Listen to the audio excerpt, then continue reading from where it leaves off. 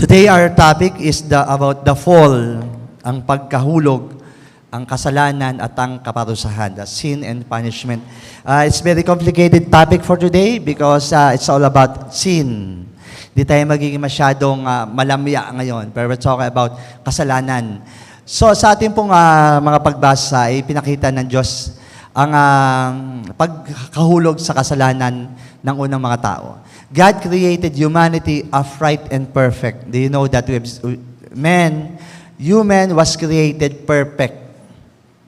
God gave a righteous law that would have led to life if it had kept it, but threatened to death if broke it. So kasabay ng perfection, kasabay ng perpektong pagkakalikha ng Diyos sa atin, sa tao, ay merong pong isang batas na nagbibigay ng babala na kung susundin ay magbibigay buhay, ngunit kung susuwayin ay magbibigay kamatayan. So it's simple law that forbids man to do or not to do.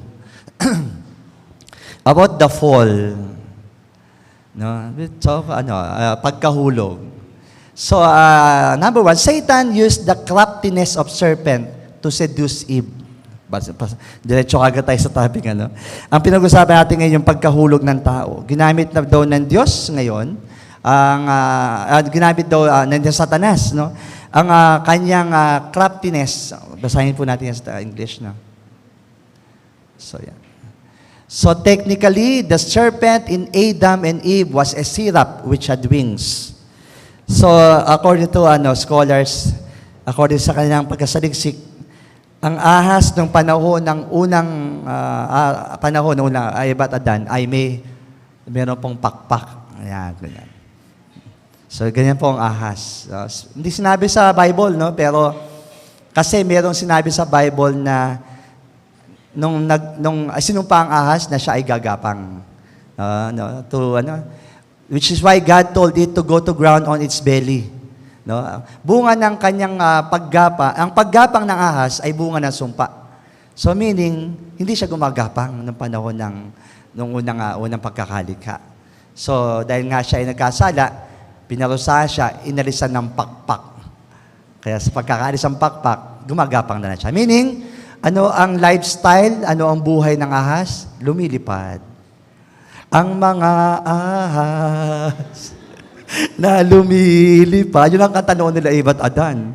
Inamasumpa na ang mga na gumagapa. Okay. So, the fall, Satan used the craftiness of the serpent, dito sabi, to seduce Eve. So, sabi sa English, now the serpent was more crafty than any of the wild animals the Lord had made. So, sa lahat po, doon ang nilikha, ang ahas daw, ang pinaka-crafty, pinaka-tuso. Teka lang po, wala ko dyan.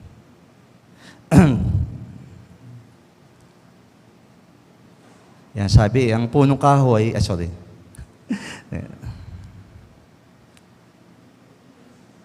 Wala aking ayan. So, sa Tagalog, ang ahas daw ang pinaka-tuso sa lahat ng hayop na nilikha ng Panginoon. Ano yung sa craftiness, tuso, or may ibang salita, smart.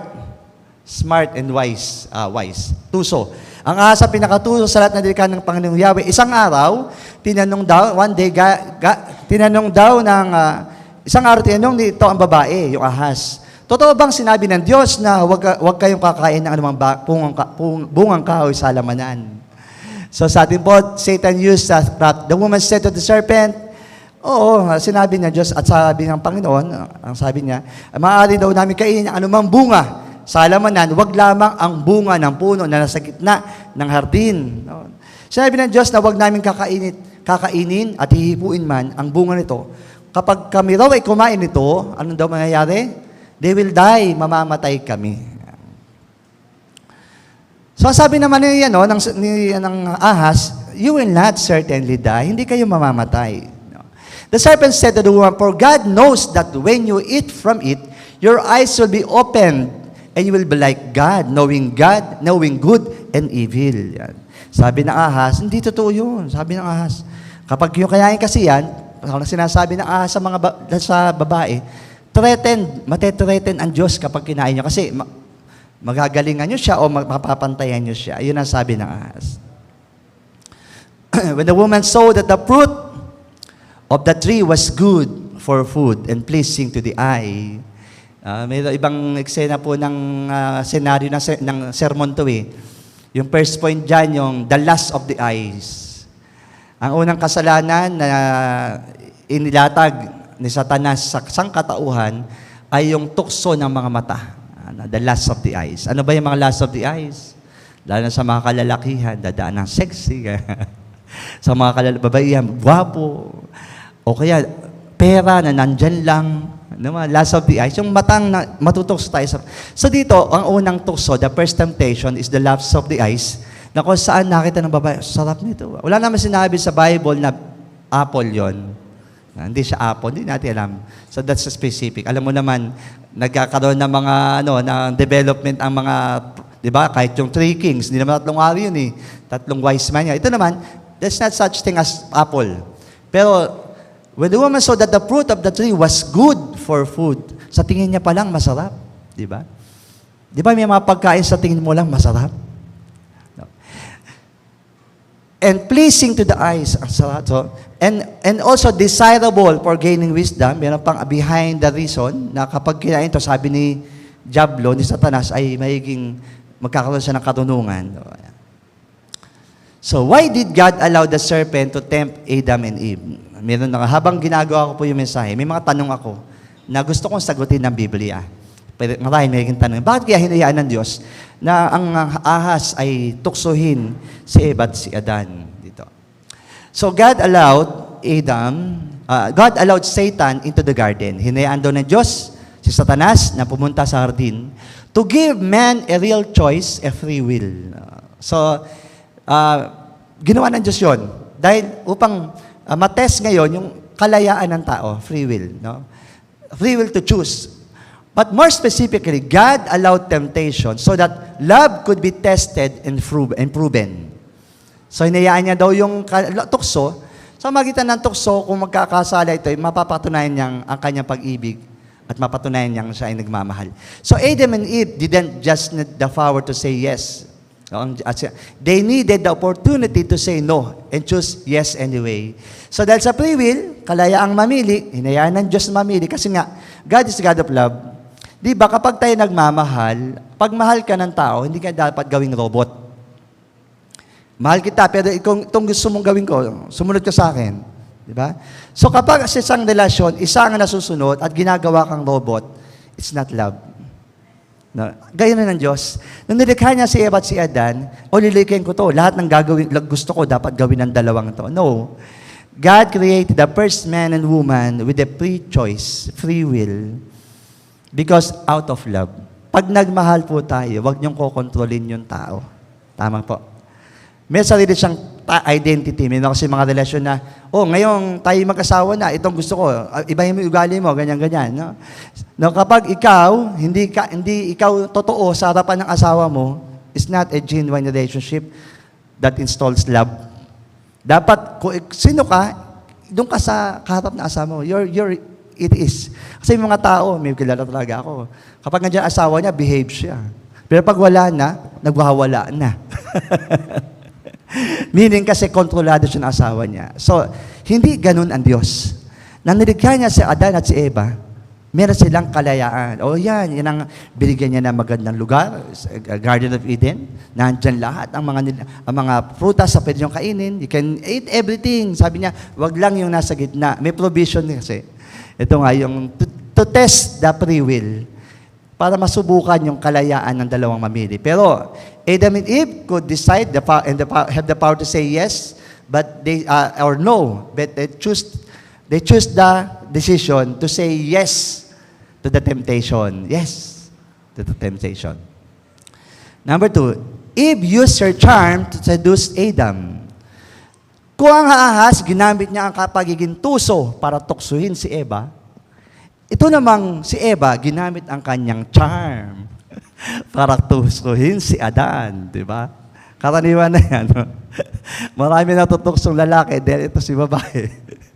nanunukso, di ba? Ika nga natin, wala namang mangyayari kung di papatod si babae, di ba? So, ang yung charm, kasi alam natin na ito ang kahinaan ng eyes, di ba? So, Adam used her charm to seduce Adam. Sabi natin yung verse. She also gave some to her husband who was with her. Kumain siya ng prutas, some, meaning may dala siyang gulong dalawa o tatlo, yung dalawa binigay kay Adan. According to Genesis chapter 3, verse 6, Adam was standing right next to her when the temptation was taking place. Not on the Bible, but according to the commentators, nang tinutukso ng ahas si Eva, nandyan lang si Adan. Nakikita niya, nakikinig siya, gano'n. Basta nakamasid lang siya. Okay. So, Adam was standing right next to her when the temptation was taking place. He heard every word the serpent said to his wife, Eve. Narinig niya yung mga sinasabi ng ahas kayo. Did nothing to answer back to the lies being told to her. Hindi siya, huwag makinig ka dyan. Huwag kang makinig dyan, no? Basta nakinig lang siya. No? Basta natin. When the woman who saw that the fruit of the tree was good for food and pleasing to the eye and also desirable for gaining wisdom, she took some and ate it. She also gave some to her husband who was with her, and he ate it. No? So, verse of the Bible, was with her. Nandyan lang siya. O, ba't di ka kumikibo? Di ba? The third point, Adam yield in the temptation. Yung ahas, ginamit niya pagiging tuso upang matukso ang babae. Ang babae, ginamit niya ang kanyang charm upang matukso ang lalaki. Ang lalaki, natukso. Yan. Genesis chapter 3, verse 6, and Adam ate it. Yan, kinain na niya. Adam, knowing he was disobeying God, alam ni Adan na sumusuway siya. But he chose to go with Eve and not God. Pinili niya si Eva over God. Alam niyang pagsuway ang ginagawa ni Eva, pero he chose to obey Eve. Kaya dito tumapasok ang tanong, sino ba ang may kasalanan? Si Eva o si Adan? O si Adan o si Eva? Mag-usap kayo mag-asawa. Dito kayo mag-away. So, Eve was deceived. Si Eva ay nadaya, but Adam disobeyed. Ang pagkadaya, ang pagkaraya, ang pandadaya, naganap kay Eva. Pero ang pagsuway ay ginawa ni Adan. So tanong, ibig sabihin si Eva hindi siya sumuway. At si Adan lang ang sumuway. Kasi ang covenant, ang utos ay binigay kay lalaki na naririnig lang ni babae. Meaning ganito po, sa isang pamilya, as the head of the family, ang lalaki ang accountable sa lahat ng pananagutan ng isang pamilya. Kanya po. Si babae, I'm sorry you're just a second rate. Mga babae. Kahit sa kultura ng Biblia, hanggang ngayon naman, mahalaga na ang lalaki ang puno ng dahay, di ba? So, wag niyong gagawing, sabi na isang pastor, ba, nung ako'y binata, nananalangin ng Lord, bigyan mo ako ng tamang babae. Binigay naman ng Lord, binigyan ako ng tamang babae, lagi siyang tama. Yan, natamaan ka. So, may mga repute sabi ni pastor, kaysa magtalo, gano'n kayo mga lalaki. Kaya naman kasi mga bahay, ayaw mo papatalo. So, kaysa magtalo, di magpatalo na lang. Kaysa mag-away, di ba? Pero dito, nakita natin ng Adam was accountable for the law. Adan, ito, huwag niyong kakainin yan. Although naka-address sa dalawa, pero si Adan ang tinutuunan ng bilin. Kasalanan mo kapag ang asawa mo, di ba? Kasalanan mo yan, di ba? Kasi nga, nakatabi siya Nakita niya, tinutukso, narinig niya ang mga salita ng Diablo. Ikaw, Eva, huwag ka makinig dyan. Hinayaan niya So, siya talaga may kasalanan. Si Eva lang ay natukso, nadaya. Nadaya pala. At si Adan ay dumisobey. Kaya kapag kayo mag-asawa nag-aaway, ito ang inyong mga rason. Sabi mo sa asawang lalaki, ikaw kasi, sumuway ka, ikaw, nagpadaya ka. At least, pag nag-aaway kayo mag-asawa, biblical, according to Genesis. Pag may nakain na kapitbahay, ang galing naman ng mag-asawang ito. Nag-aaway, biblical. Okay, 1 Timothy chapter 2, verse 14. Ito po, to settle the problem and the issue. And Adam was not the one deceived. It was the woman who was deceived and became a sinner. Sa Tagalog, basahin natin yan. Ganda sa Tagalog yan. Nawala sa akin. Yan. At si ayan. Asa na siya? 1 Timothy chapter 2, verse 14. Yan. Yan. Hindi si Adan ang nadaya, kundi si Eva ang nadaya at nagkasala. Sa 1 Timothy chapter 2, verse 14, tinanong yung ganong issue. Sinagot ang issue yun. Sino ba may kasalanan? So, ang may kasalanan, tignan natin, si Adan daw ang nadaya. Adam was not the nadaya. It was not the Adam that was deceived. It was the woman who was deceived and became a sinner. Sa verse to, si Eva ang nadaya at nagkasala. Pero si Adan ang dumisobey, ang sumuway. Was the fall of man a part of God's plan? Ang pagkahulog, pagkakasala ba ng tao ay bahagi ng plano ng Diyos? Ito din ang tanong. To give an extremely simple answer, the fall of Adam and Eve was part of God's plan. Ang hirap intindihin ng kadunungan at kaalaman ng Diyos. But do you know, according to the scholars, based on the scriptures, bahagi daw ng plano ng Diyos ang fall of man. But He did not directly cause it. Kasi may plano ko na mahulog ang Diyos, magkasala ang tao, pero hindi directly siya ang gumawa para magkasala. It's not directly using Satan. Now, plano niya yon at binigay pa ang free will at free of choice. Humanity was created with free will. It was through their own choice that they sinned. So, hinayaan niya ang ganung pangyayari, pero ang free will, ang binigay niya ng chance, ang pwedeng hindi maganap ang planong ito. Kasi pwedeng, God's plan ng Lord ang tukso, ang mangyari yon. Pero pwedeng hindi maganap na hindi piliin ni Eva at ni Adan na kainin ang bunga ng pagkakasala. So, God, being all-knowing and all-loving, foresaw this and had already a plan to redeem humanity. Ang hirap din intindihin. According to the na magaganap talaga ang pagkakasala. Ang free will, naging bahagi lang siya ng plano ng Diyos. Na ang free will na yon, hindi siya matatapos doon sa Hardin ng Eden na hanggang ngayon ay ibibigay ng Diyos ang pagpili o free will. Kinaloob ng Diyos na magkasala si Eva at si Adan dahil meron siyang plano ng redemption, pagtubos sa sangkatauhan. Ganito po yan eh. Paano mo maramdaman ang pag-ibig ng Diyos kung di pa niya napapatunayan ang kanyang pag-ibig sa iyo? Diba? Although, yung pagkakalikha ng unang hardin ay sapat ng sabing, mahal ko kayo. Adan at Eva, dahil ang paglalagyan ko sa inyo ay kumpleto na. Pwede mo sabihin, pero hindi ganon kabigat ang gravity ng pagpapatunay ng pag-ibig ng Diyos sa katawan sa paglikha lang ng magandang hardin. Di po ba? Mapatunayan mo ang dakilang pag-ibig ng tao kapag lubus-lubusan ang kanyang sakripisyo. Na alam mong nahirapan siya, nasaktan siya dahil lang sa pag-ibig sa iyo. May mga relasyon na papalayain ko na lang siya. Mahal na mahal ko siya, pero dahil alang gusto niya, kung saan siya masaya, doon siya, dahil mahal ko siya. Yan, mga ganon. Sino ganon? Yung ganon ng love life. Yung nagparaya ka, kahit mahal mo siya, dahil hindi ka niya mahal, ba't ganon? Kung sino yung mahal mo, ayaw sa'yo. No? Kung sino yung ayaw mo, mahal ka.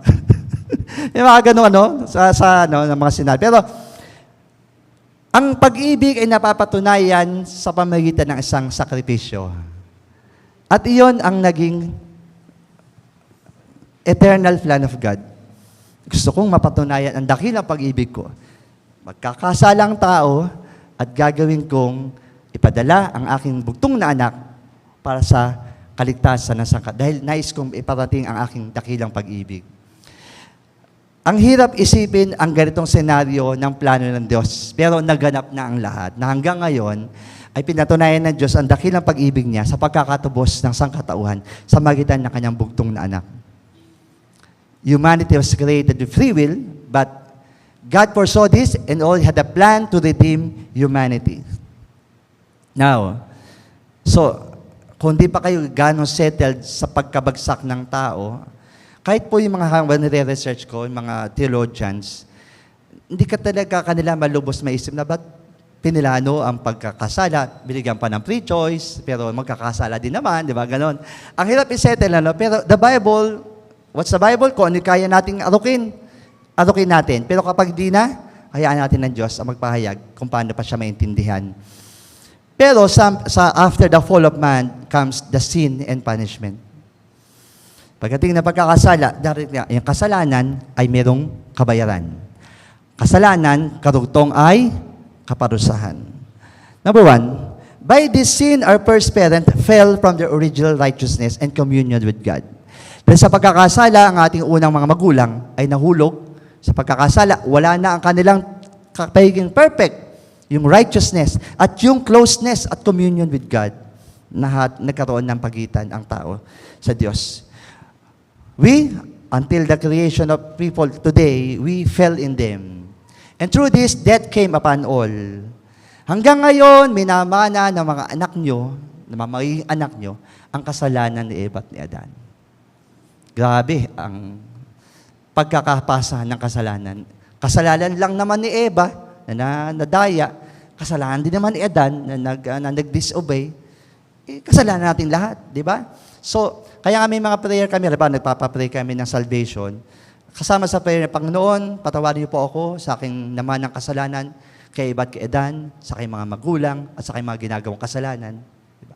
So, talagang, yung panalangin is biblical, panalangin of acceptance and repentance, should be biblical, na hanggang ngayon, yung mga magiging anak nyo, may mamanahin nila yung kasalanan ni Eva at ni Adan. Tanong, ano kasalanan ng anak nyo? Nga mamanahin talaga siya Sin and punishment. Number 2, by God's appointment, they were the root and the representative of the whole human race. No? Dahil nga, kahit kakapu-apuhan natin, mamanahin siya, dahil sila ang representative, unang-unang ugat, no? At representative ng buong sangkatauhan, the human race. Because of this, the guilt of their sin was accounted. Kasalanan ni Eva at Adan, damay tayo. And their corrupt nature pass on. Yung kanilang corruption, yung kanilang kasamaan, kasalanan, papasa siya to their offspring who had descended from them by ordinary procreation. Mula sa pagkakasala, yung pagkakasala, papasa sa panganganak at panganganak at panganganak ng sangkatauhan. Number 3, all became dead in sin and completely defiled in all the capabilities and parts of soul and body. Ang katawan ng tao ay namatay sa kasalanan, no? Yung ating kaluluwa. Kasi ganito po itsura nun. So, Adam before fall, ito ang Diyos. Ang espiritu ng tao, ang kanyang minamaster o kanyang pinaglilingkuran na yung Diyos ng panahon ni Eva at ni Adan. Ang kaluluwa nila, si Eva at si Adan, sila ang katiwala ng kanilang kaluluwa. Then, a servant, pinaglilingkuran nila ang kanyang katawan. Okay, serving the body, mastering or serving the Lord. Their spirit is mastering God.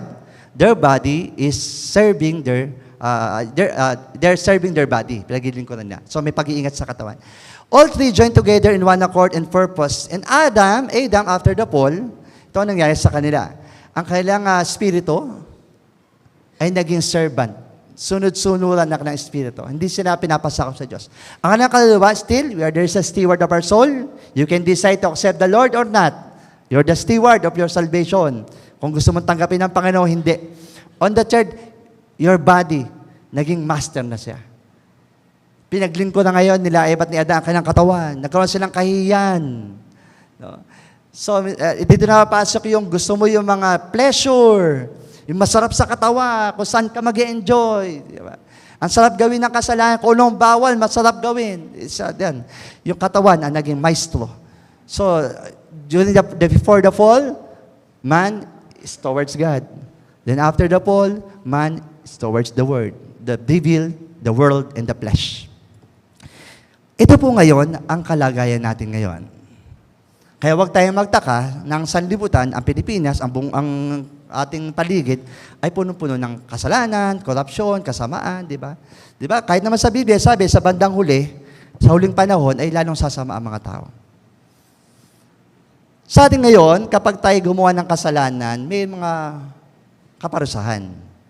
Kahit from the church, kahit sa community, sa barangay, sa bayan, sa Pilipinas, kapag bawat kasalanan, may punishment. May tanong ako, ano ang kasalanan kayang gawin natin kahit anong oras? Hindi exempted ang Christian. Na pwede kang parusahan ng gobyerno. Kahit hawak nila yung cellphone nyo, makakagawa na kayong kasalanan. Cybercrime. Kaya, ingat-ingat sa pagpo-post. Lalo na yung magpapatama, lalo na yung cybercrime, yung may utang sa'yo, ipopost mo yung mukha. Kahit ang laki na utang sa'yo, cybercrime yon. So, ito, example to ng kasalanan na pwede natin magawa na mapapanis tayo ng government. Do you know, sabi dito, yung penalty, lakihan natin. The penalty for cyberbullying and crime. Iba yung bullying din, yung body shaming, pinapahiya mo, di ba, pinopost mo yung kanyang mga kasalanan. Penalty is at least 30 days imprisonment. 200 pesos. Ay, baba lang pala. Manila kayo, 200 pesos lang. Hindi. This comes a lighter penalty under the revised penal code. Imprisonment ranging from 1 day to 30. 1 month lang palang makukulong. Makaganti man lang. Tapos 200 lang naman ang fine. Di ba? Hindi, pala, bullying. Hindi ko pala nakuha yung penalty for cybercrime. Iba pa yung cyber. Kasi bullying lang to, kasalanan na siya. Mambuli ka sa Facebook, sa social media, 200 fines. So, about sa 200, 30 days kang staycation sa kulungan. Di ba? Masama, mas may staycation. Di ba? In our world today, in a simple offenses, there is a punishment. Doon na lang sa loob ng bahay, ewan ka mga magulang, anong punishment nyo kapag may ginawang kasalanan ng anak nyo? Namamalo pa, Buti, hindi ka binabantay bata. Yan ang araw, yung panahon natin, di ba? Want to sawa, meron pa rin sinasako, pinapaload sa asin. Di ba? Yan nga, gawin mo yan, lagot ka sa gobyerno. May mga, today, gadgets na grounded, pinaka-lighter, na punishment pa rin sa mga anak nyo. Mga bata ngayon, alisan mo ng internet, parang di na mabubuhay. Di ba? Parang grabe ng parusa, May mga sa social media talagang galit na galit sa magulang. May mga isang nagwala, winasak yung buong bahay nila kasi inalisan siya ng internet. Grabe, di ba? Ang grabe. So, every offenses, even in our home, there is a sin which imposing a penalty or punishment. Di ba? O kahit sa mga karelasyon nyo, asawa, girlfriend, di ba? Kapag medyo may kasalanan, wag mo na madadalaw sa bahay. Punishment yun. Wag mo na mag-text, wag mo na mag-chat. Di ba? O wag mo tayong mag-date. Di mo na kita susustentuhan. Wow, may apa. May kapalit kasi gumawa ka ng kasalanan. So parang it is a usual nature that every sin should have a penalty. Now, biblical kasi na bawat kasalanan dapat may penalty. Bakit? To teach us not to do it again. So meaning, ang Biblia, kasalanan, parusahan yan. Kasalanan, bigyan ng penalty yan. Bakit kapag walang penalty, gumawa ka kasalanan, wala tayong gagawin, anong mangyayari? Ulit-ulitin. Magiging normal na, magiging part na. Kaya ika nga, may mga batang lumaking spoiled because di sila nadidisiplina. Di ba? Spoiled. Pagdating sa teacher, sa school, didisiplina ng teacher, magagalit si parent. Kaya relate na naman sa teacher. Di ba? Kasi spoiled sa bahay, tapos si teacher pinagalitan. Kasalanan pa ni teacher. Kasi yung penalty and punishment, hindi masyadong spoiled. Di ba? Yung mga laki sa mga palo. Di ba? Ina-appreciate ko yung mga teacher ko dati na talagang hinahato kami ng ruler, binabato. Di ba? Pag nakita ko, dati galit na. Pero na-appreciate ko, di ba? Tumatag tayo, tumibay tayo. Di ba? Pag sinakta ka ng teacher, magsumbong ka sa magulang. Kasi, bakit? Baka may kasalanan ka. Kaya hindi na ako nagsumbong. Ngayon, pag nagsumbong ka sa nanay mo, sino teacher mo? Hala, anong room yan? Di ba? Grabe ng panahon ngayon. Kasi nga, lighter penalty. Hindi nahihirapan ang mga, lagi ko nakawawa na yung mga Gen Z at millennial, ano? Sorry mga anak, pero yung kasi ang katotohanan ngayon, na masyado ng maluwag. No? Na, nung araw talaga kami, isang tingin lang na magulang namin, pasok kami sa kwarto. Hindi pwedeng makisabat sa usapan ng matanda. Pag may bisita, pasok sa kwarto. Ganun po. Ngayon, nakikipagsabatan yung bata eh. Oo. Makuwala kami sa tingin. Isang irap na magulang na pasok ngayon eh. Sumisigaw na yung nanay. Galay, andito na yung ugat sa... Ay, wait! Diyos ko po, ang huling panahon. Kawawa ang mga magulang ngayon. Kaya mga magulang, nasa inyo pa rin. So, impose the proper punishment and penalty to the offenses of your kids. Iyon ang kalalakhan nilang disiplina. No? So, yung mga batang, mga nepo babies, yung mga anak na mga sanay sa karangyaan, na konting makante, di ba? Konting makante, nagpo-post ng depression and anxiety. Oh my gosh. Kami nga, may latay na eh. Meron ng gilit dito ng hiwa ng blade eh. Wala kami mga anxiety and depression ng panahon yun. Di ba? Tumatag kami. Tawag yan na yung mga nung unang panahon ay matatag, matitibay ang emosyon. Ngayon talagang so sensitive. Don't touch. Di ba? So, kasi nga, pinapagaan na paggawa ng kasalanan ay hindi mabigat. Pag gumawa ng kasalanan, din naman, okay lang naman ang parusa. Grounded lang ng 1 week naman, di ba? Okay. Nakita natin yung bunga nito is kamatayan. So, sa 1 Corinthians chapter 15, 55 to 57, where, O death, is your victory? Where, O death, is your sting? The sting of death is sin, and the power of sin is the law. But thanks be to God, He gave us the victory through our Lord Jesus Christ. Sabi sa taga, nasaan o kamatayan ang iyong tagumpay? Nasaan o kamatayan ang iyong kamandag? Ang kamandag ng kamatayan ay ang kasalanan.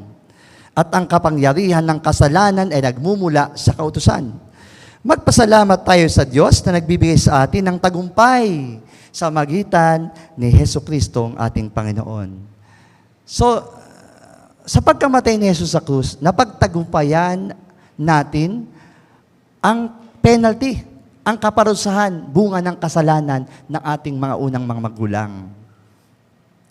If Christ defeated death, kung natalo, sabi sa Biblia, nang si Jesus ay mamatay sa krus at muling nabuhay, natalo na ron niya ang kamatayan. Kahit ako, nung bago-bago pa lang Christian, Christ defeated death, pero bakit namamatay pa tayo? Dapat wala na ang kamatayan. When there the sin of Adam and the power of the tempter so strong in its evil that even God could not overcome it. Bakit namatay doon si Jesus sa krus at muling nabuhay, natalo niya na ang kamatayan. Pero ganun ba ka makapangyarihan ang kasalanan ni Adan at ang kapangyarihan ng tagatukso upang ang kanilang ang kamatayan ay handyan pa din at di kayang i-overcome yung physical death? Sagot diyan, the Christian who dies in Christ Jesus is away from the body at in at home with the Lord. It does takes the eyes of faith to see the victory clearly. Kailangan daw ang pananampalataya upang mapaniwalaan mo ang salitang napagtagumpayan ni Jesus ang kamatayan. It takes faith. Kaya yung tanong ko na, ba't may kamatayan pa kung napagtagumpayan niya? Walang tanong ng taong walang pananampalataya. Kini-question mo ang Diyos kasi wala kang faith. No, the victory of Christ over death comes in our spiritual resurrection. Sabi ito, 2 Corinthians chapter 5, verse 89, we are confident, I say, and would prefer to be away from the body and at home with the Lord. Malakas ang aming loob, sabi ni Pablo, at mas gusto pa nga sana nga naming iwan ang katawang ito na aming tinitahanan ngayon upang maniran sa piling ng Panginoon. So, we make it our goal to please Him, whether we are at home in the body or away from it. Kaya naman, pinakananais namin ay maging kalugod-lugod sa Diyos, sa Kanya, maging nasa katawang lupa o maging nasa piling niya. Mga kapatid, when you accepted Christ as your Savior, if you are living in Christ, ngayon buhay tayo, nabubuhay tayo sa kapanatagan ng pananampalataya dati kay Jesus. Pero kapag namatay tayo, rest assured, there is salvation. Na ang kamatayan ay namatay ka physically. Pero ang kamatayan ay mayroong kasunod na muling pagkabuhay. Kagabi, may nakita akong vlog na isang Christian vlogger. Ang topic niya, ano ang pakiramdam ng taong namatay? Kasi alam niyo po, tagal natin na topic ang death kahit sa mga burol. No? Kasi may dalawang assumption po ang mga ngaral, ang mga scholars tungkol sa kamatayan. Meron daw, pag namatay daw tayo, ay talagang wala na yung kahit naman sa Bible, sinabi na wala tayong kamalaya, wala tayong alam, rest in peace. Meron naman isang assumption na kapag namatay, pupunta sa paradise, may kamalayahan doon na aaluin siya ng Panginoon. Pareho po yung binibigyan ng sinusustain ng mga Bible verses. Pero ang hirap alimin, kasi nang dapat doon, di ba? Kasi mayroong verses na kasabing, nasa Panginoon na siya, bosom of Abraham, inaaliw ng Panginoon. Meron namang rest in peace, talagang walang kamalayan, tulog. Ang sabi ng vlogger kagabi, sa kanya, ang part niya, itong side ng opinion, na kapag namatay tayo, para siyang, alam niyo pag natulog kayo, yung tulog yung mahimbing na kayo. Meron ditong natulog na paggising niyo umaga na ang sarap ng tulog niya na magdamag. Hindi kayo nagising para maihi. Hindi kayo nagising sa ingay ng kapitbahay o ingay ng pusa sa bubong. Sino nakatulog ng ganap, natulog ng 10 o'clock, pagising mo 6 a.m. diretso. Merong ganun tulog? Kawawa naman kayo, wala kayong ganun tulog? Ako may tulog na gano'n. Nasarap ng pagising mo, umaga na pala. Meron naman tulog na mayat gising ka, di ba? Daing disturbances, di ba? So, meron naman tulog na, alam niyo yon, may natutulog ba kayo na tumatakbo ang isip niyo? Sino ba gano'n? Natutulog ka na, tumatakbo ang isip mo, kaya pagod na pagod kayo, tumatakbo na ang isip mo. Di ba? Pagising mo, exhausted, kasi tumatakbo, yun maraming alalahanin. Ang kamatayan daw, sabi doon sa vlogger niya, meron ng mga verses siya na, walang malay sa nangyari sa daigdig, wala nang emosyon, tulad ka ng natutulog na mahimbing. Ganon daw yung mga namatay natin sa Malsabo, ng mga Christians. Tapos daw, yung mga unbeliever naman, hindi sila, pagtulog nila, yun na, namatay sila, pagising nila, nasa Hades sila. Kaya nagko-conflict yung, pwede naman yung Christian, meron din silang feeling na nasa paradise siya. So as pastor, I cannot finalize what's the right teaching. Pero tandaan, hindi ito nakaka-apekto sa ating kaligtasan. Ang mahalaga doon, ang foundation natin ay muli tayong bubuhay ng Panginoon pagkatapos nating mamatay. When Christ will return, there's a resurrection of the dead. First, the Christian who died before, then the Christian who's living. Kapag dumating ang Panginoon, nabuhay pa tayo, hindi tayo maka-experience ng physical death. Pero ako gusto ko maka-experience sa physical death para maramdaman ko, kasarap na, ano kaya ang pakiramdam ng namatay. Tapos dadalawin ko si pastor. Tapos yung mga pasaway nating member, babatakin ko yung paa. Multo lang ang peg. No? Our hope today is that ang ating pananampalataya, bangabat tayo ay bunga na nagkaroon ng bunga ng kasalanan ng ating unang mga magulang, ang ating relasyon sa Diyos ngayon ay nagbigay sa atin ng pag-asa na ang kamatayan ay nagtagumpay sa buhay natin nung tinagap natin si Jesus. There's an assurance of resurrection.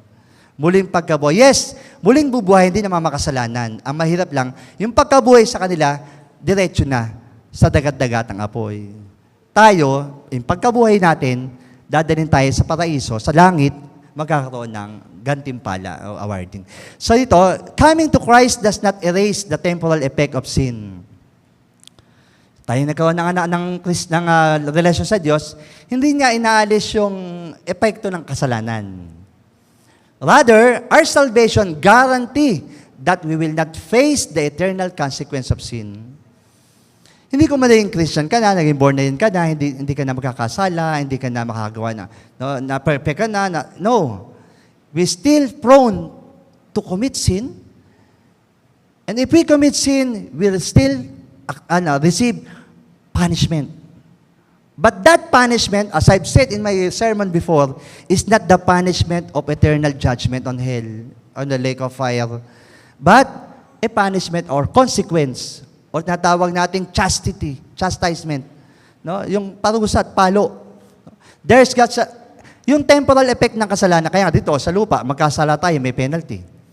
May mga batas, may mga batas at ordinansa ang ating mga bayan sa mga gumagawa ng offenses. So yung ating relasyon sa Panginoon, it does not erase the temporal effect of sin. Kapag gumawa tayo ng kasalanan niya, mga kapatid, kahit Christian ka na, may epekto yan. Magkakaroon niya ng consequence. So, our salvation guarantees that we will not face the eternal consequence. Ilang ang mawawala. Burado na sa atin. Hindi ka mapapasa sa impyerno. Ito lang guarantee ko, mga kapatid. Any sin that you commit before God, na ngayon ay Christian ka, may Kristo ka sa puso, that sin will not entitle you to enter into the lake of fire. That sin will still be forgiven, and God will make you a second chance to restore your life. Meron lagi tayong second chance sa Panginoon. So who we are to condemn people, to condemn fellow believers who committed sin. If we know people or fellow Christians who committed sin, pray for them. Cry for the Lord for them. No? Ang isa lang naman natin common lahat tayo saved. Ang failure is that this fellow Christian, these fellow believers failed. They fall. Di ba? If this Christian will, pwede din ako. Pwede kang matakot, Lord, sana wag mangyari sa akin. Di ba ganun?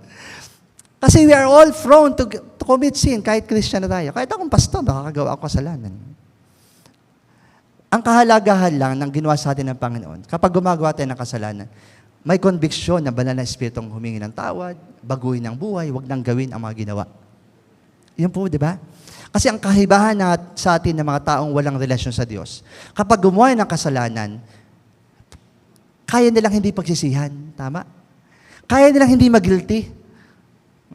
Di ba? Tayo, ikaw na mayroong banal na Espiritu sa puso mo, kapag nakagawa ka ng kasalanan, there's disturbances. Merong panahon na gusto mo, Panginoon, humingi ng tawa, nahihiya ka sa Diyos, kasi at least meron kang guilt feeling. That is the Holy Spirit. Therefore, there's now no condemnation for those who are in Christ. Ito ang panghawakan niyo, mga kapatid. Na wala nang paghusga sa iyo ang Diyos. Wala nang pagparusa sa iyo ang Diyos para sa impyerno. If ever gawa man tayo ng kasalanan. I'm not saying gawa tayo ng kasalanan. Wala namang kaparusahan. Ang nakakatakot kasi doon, wala mang kaparusahan sa impyerno, may kaparusahan at may consequence ng ating habang nasa lupa tayo. May consequence ang kasalanan. In conclusion, we, the living, are gifted with all the help we will need to make the short trip through this life and enter into eternal bliss. So tayo doon ngayon mga pinili ng Diyos. Pinagkalooban tayo ng Diyos ng mga tulong, banal na Espiritu, mga kapatiran, preaching, sermon, gawain, fellowship, nakakatulong to para malampasan natin yung buhay na to na hindi tayo mapapahamak na yan. Patungo sa walang hanggang buhay na pinangako. Christ, who has shattered sin and death, give us help to endure this life and to triumph in the next. So habang sabi nga, ang mabuhay ay kay Kristo, ang mamatay ay pakinabang. Habang nabubuhay tayo kay Christ, sa Panginoon. Pag namatay tayo, do you know, it is our gain. Kaya sa mga nauuna na mga believers, mga kapatid natin at kapwa nauna sa Panginoon, kapakinabangan nila yun. Kaya sabi ko sa inyo, mapalad pa sila eh. Di ba? Okay na. Either, hindi ko alam kung natutulog sila ngayon, nasa paraisong inaaliw ng Panginoon. Either of the two, it's better. Di ba? Sarap kayo natutulog ng mahimbing.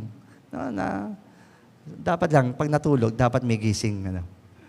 Kaysa lang ng walang tulog. Okay lang walang tulog, basta may gising. Pero, you should be happy, contented with your life, that you have Christ in your life. Pray to the Lord, Lord, give me the Holy Spirit to not commit sin. Hindi naman tayo perfecto, time to time, nakagawa tayo ng kasalanan, di ba? May mga kasalanan tayong ginagawa na hindi natin intensyon, di ba? Nakakita tayo, hinusgahan kagad natin. Di ba? Kasalanan yun. Ay, sorry, di ba?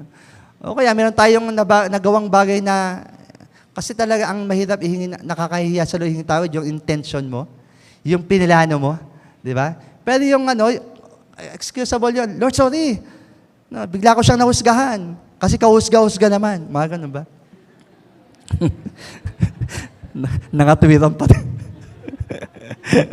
Okay. So in our faith groups reflection question, okay, mga kapatid, sana naging light lang ang ating sermon. At least, I've delivered the truth from the Word of God para natin pangangalagaan natin sarili na, Lord, sana wag ako magkasala. No?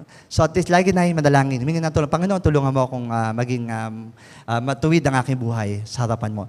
Sa ating reflection question for the faith groups, if the fall of man did not happen, what do you think would God do to demonstrate His grace? Example lang. Hindi nga, plano ng Diyos magkaroon ng pagbagsak ang tao para mapatunayan niya kanya. If ever lang, ano nila isip niyo. Halimbawa si Eva at si Adan, mas pinili nila na huwag kainin ng bunga. Paano kaya i-demonstrate ng Lord ang kanyang pag-ibig na hindi na ipapadala ang kanyang anak na si Jesus? Can you suggest, God, Lord, pwede kayang ganito na lang? No? Na hindi nagkasal si Eva at si Adan. Ang ginawa mo sa Garden of Paradise, ginawa mong parang BGC. Mga ganun ba? Biglang naging modern. Mga ganun ba? Example lang yun, to trigger up. Example lang, no? Pero application question, how can you share the essence of Jesus, saving works to conquer death? No, na-share ko sa inyo anong kahalagahan ng kamatayan ni Jesus sa krus at nagbigay sa inyo ng pag-asa na kapag namatay tayo, muli tayong bubuhayin. How can you share it to others? Paano mo siya i-share? Alam niyo, ang kamatayan, masarap share yan, no? Kasi lahat tayo mamamatay. Okay? Maganda, mag-ahente kayo ng St. Peter. No? Bago nyo ilatag yung offer nyong St. Peter, i-share nyo muna yung that Jesus Christ conquered death. Yan. Praise God. That's for today. Tayo po lahat ay tumayo. Magpasalamat tayo sa Panginoon. Maraming salamat, Panginoon, sa iyong pag-ibig, O Diyos. Salamat, Ama, sa iyong mga salitang aming napakinggan. Tuloy nga, Panginoon, ang kasalanan ay may katapat na kabayaran. Kasalanan ay may katapat na kaparusahan. Dapat kami, Panginoon, ay maging mapagbantay sa iyong mga sarili na huwag kami magkasala. Subalit, Ama, hindi po namin kayang hindi magkasala kung wala ang tulong ng iyong banal na Espiritu. Nawa, O Diyos, patuloy kaming tulungan ng banal na Espiritu na labanan ng tukso, na maging mapagbantay sa aming mga puso, sa isip namin, sa aming mga mata na hindi kami magkasala, Panginoon. Tuloy nga, Panginoon, bigyan mo kami ng takot sa iyo. Bigyan mo kami ng takot sa mga bantang kaparusahan, bunga na aming kasalanan, kaparusahan at pagpapalo sa aming katigasan ng mga ulo, Panginoon. Amang Diyos, sana lagi naming isipin ang mga bagay na makapagbibigay ng lulhati sa iyo. Iwasan namin ang humaghusga ng aming kapwa. Lagi kami magmahal, tumanggap ng kamalian, tumanggap ng taong hindi perpekto, O Diyos. Lagi namin ihasik sa puso namin ang malawak na pangunawa, pagtanggap at pag-ibig sa mga tao at kapatid namin nagkakasala. Lord, we all failed. Lahat kami ay makasalanan. Lahat kami ay hindi karapat-dapat. Subalit dahil sa iyong biyaya, pinagindapat mo kami, Panginoon. Salamat sa grace mo, Lord. Thank you, Lord Jesus, for loving us, Lord. Thank you, Lord Jesus, for the salvation that you conquered death through your resurrection. Salamat, Ama, sa pag-ibig mo sa pangalan ni Jesus. Amen. Good morning, everyone. God bless you all. Thank you.